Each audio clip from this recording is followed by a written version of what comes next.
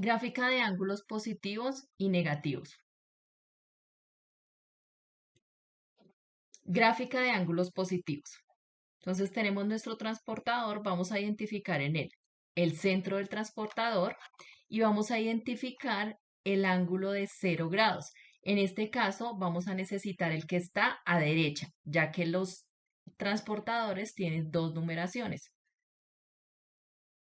Lo primero que hacemos es hacer coincidir el centro del transportador con el origen del plano y el ángulo de 0 grados con el eje positivo de las X. Veamos. Nos debe quedar de esta manera. Trazamos el lado inicial del ángulo. Entonces recordemos que el lado inicial debe coincidir con el eje positivo de las X.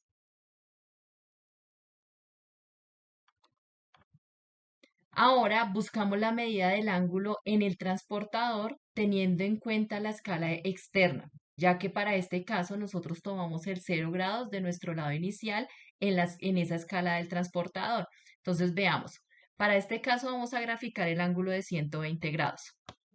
Entonces tenemos ya nuestro lado inicial, vamos a identificar dónde está 120 grados.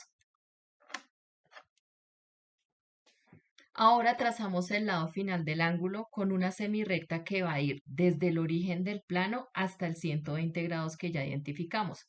Entonces ya teníamos nuestros 120 grados y trazamos una recta que va desde el origen hasta donde está 120, como aparece ahí, que ese sería nuestro lado final. Por último, trazamos el giro del ángulo indicando su sentido. En este caso, el giro va en sentido contrario a las manecillas del reloj porque es un ángulo positivo. Entonces aquí tenemos nuestro giro en azul y ese sería nuestro ángulo de 120 grados.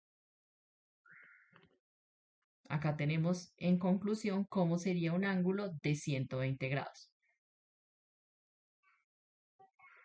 Gráfica de ángulos negativos. Entonces vamos a hacerlo con otro tipo de transportador. Identificamos en este transportador el centro y también identificamos el ángulo de 0 grados, en este caso el de la derecha, porque debemos hacerlo coincidir con el eje positivo de las X. Entonces, nuestro primer paso, hacemos coincidir el centro del transportador con el origen del plano y el ángulo de 0 grados con el eje positivo de las X. Nos debe quedar algo así. Segundo, trazamos el lado inicial del ángulo. Entonces nosotros ya sabemos que estos ángulos están en posición normal. Entonces aquí aparece en azul el lado inicial de nuestro ángulo que está sobre el eje positivo de las X. Ahora buscamos la medida del ángulo en el transportador teniendo en cuenta la escala interna, ya que en este caso el 0 grados lo tomamos de la derecha y empezamos la medición hacia abajo en orden. Entonces, en este caso vamos a graficar el ángulo negativo de 150 grados. Entonces, tenemos nuestro transportador, nuestro plano cartesiano, ubicamos a 150 grados negativos porque tenemos que buscar la medida hacia abajo. Y ahora vamos a trazar el lado final del ángulo, trazando una semirrecta que va desde el origen del plano hasta menos 150 grados. Entonces, tenemos ya identificado nuestro 150, aquí aparece en azul nuestro lado final del ángulo. Por último, trazamos el giro indicando su sentido. En este caso, el giro va en sentido a las manecillas del reloj porque es un ángulo negativo. Ahí lo tenemos en verde el giro y este sería un ángulo de 150 grados. En conclusión, el ángulo menos 150 grados tendría que tener una gráfica así.